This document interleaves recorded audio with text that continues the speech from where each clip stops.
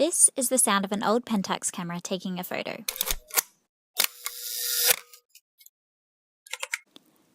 You can hear the shutter released and then the noise made when the film advances. This is the sound an iPhone makes when you take a photo. It's similar to the noise of a camera shutter, except an iPhone doesn't have a physical shutter. Instead, it uses a sensor to capture information about the light coming through the lens. The photo can actually be taken in complete silence. So why then has the digital shutter noise been included? In terms of camera phones, this may be a trivial question, but it illustrates an interesting trend at a time of so-called digital revolution, and in particular, provides a useful parallel for exploring the emergence of digital cinema.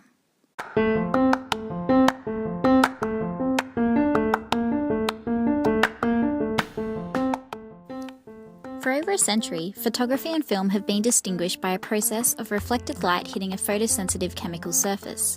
However, this analog celluloid method has been diminishing in prominence, with films either being shot entirely digitally or going through a digital intermediate process. There are a number of advantages to digital cinema. It's often a lot cheaper, it offers longer recording times, has a greater dynamic range, and the recorded scenes can be previewed immediately after they are shot. Additionally, digital imaging allows for any pixel in the frame to be altered however the filmmaker desires. And yet, digital cinema has not been as revolutionary as one might have expected. John Belton argued that unlike the introduction of sound or even colour and widescreen, the emergence of digital cinema has been largely imperceptible to audiences. In her 2013 book, Digital Imaging in Popular Cinema, Lisa Peirce explores the idea that digital cinema is not so much a radical break, but rather a continuation of many characteristics of the celluloid era. This is because digital effects and compositing most often work to generate verisimilitude in strictly photographic terms. Two concepts are at play here.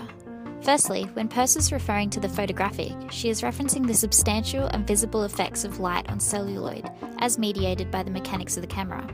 Notably, we see things such as film grain, lens flares, motion blur, focus, and overexposure.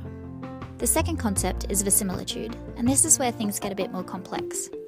Verisimilitude in cinema, that is, the appearance of being real, is tied up with cultural perceptions of what reality looks like. The key point here is that these cultural perceptions of reality have largely been defined by the photographic image, including all the photographic elements such as film grain and lens flares. It is not necessarily realism, but rather photorealism that is the touchstone for digital imaging.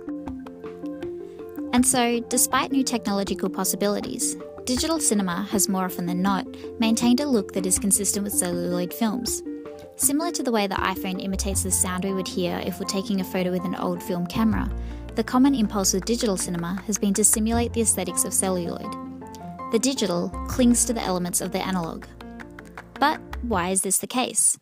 What is the point of generating verisimilitude by photographic standards?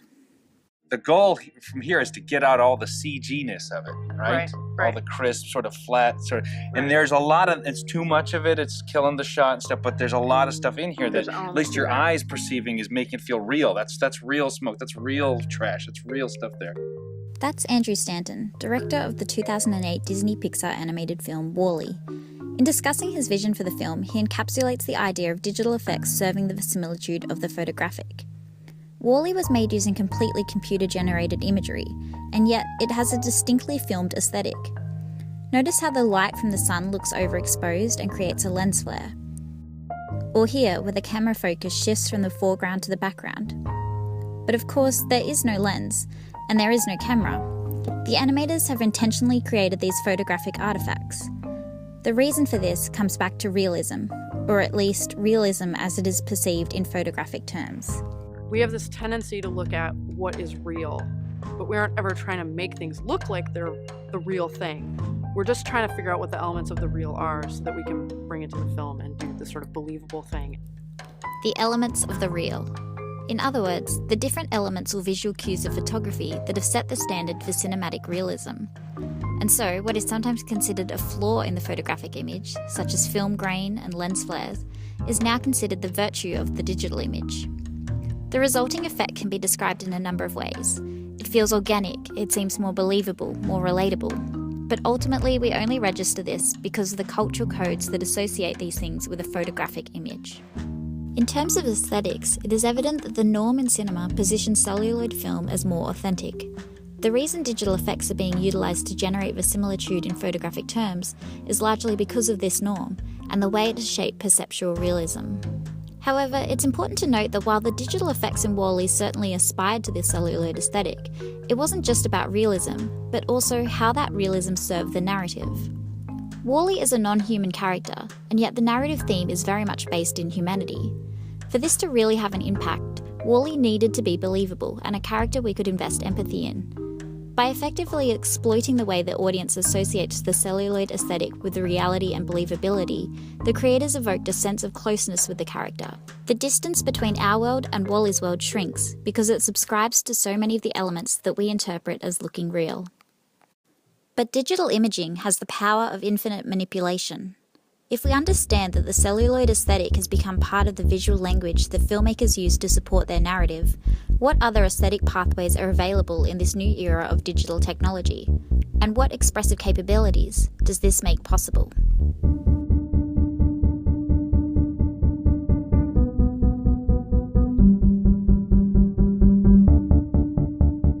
In 2004, director Michael Mann released his action thriller Collateral, starring Tom Cruise and Jamie Foxx. Mann shot Collateral almost entirely using a digital camera, something that was still relatively unprecedented at the time. However, for Collateral, the choice to shoot digitally was purposeful.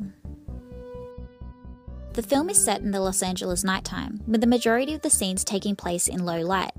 This is an environment that celluloid struggles in, as its capacity to register details in shadows is limited. Digital sensors, however, excel in this area.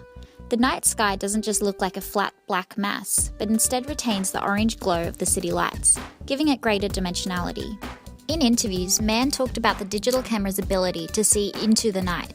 Here, for example, you can see through the cab window, down the street beyond, and into the distant horizon. To achieve this light sensitivity, some of the crispness from the image had to be compromised, so we see some of the digital noise distorting the picture quality. Whereas film grain looks real in a way that is often perceived as soft or beautiful, here the digital noise works to create a sense of realism that looks rougher and grittier, which is more thematically appropriate with the narrative of Collateral. Los Angeles almost becomes its own character in the film, with the glowing urban environment and shifting shadows bringing about a sense of life that is uniquely enabled through digital cinema. In WALL-E, verisimilitude was achieved in photographic terms, but Collateral shows that the appearance of reality can be attained through other digital means.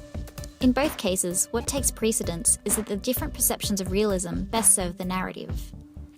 But sometimes the narrative doesn't require realism. Take, for example, the Wachowskis' 2008 adaptation of the Japanese anime, Speed Racer.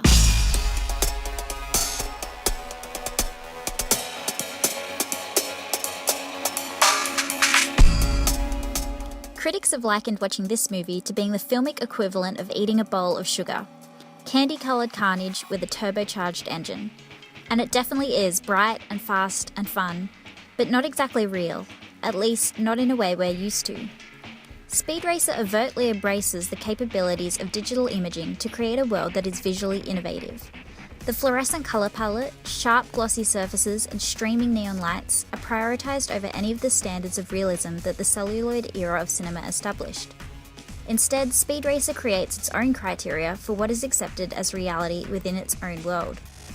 Consistency is key here.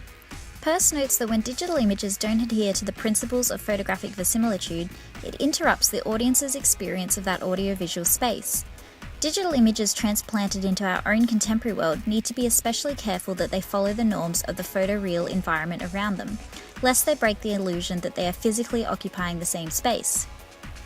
However, the Wachowskis never pretend that Speed Racer exists in a world that is governed by photographic norms, but rather they establish it as its own reality and then stick to the rules of that reality. The background in this shot almost looks like it's moving independently to the foreground, but that's okay because it behaves the same way in this shot, and in this shot, and in this one. A similar effect is used in anime to give an extra planar dimensionality, so-called 2.5D. The characters are also shown to slide in and out of frame, another example of the Wachowskis paying homage to the anime source material. This contributes to an overall hyper-stylized futuristic aesthetic that is pertinent to the narrative.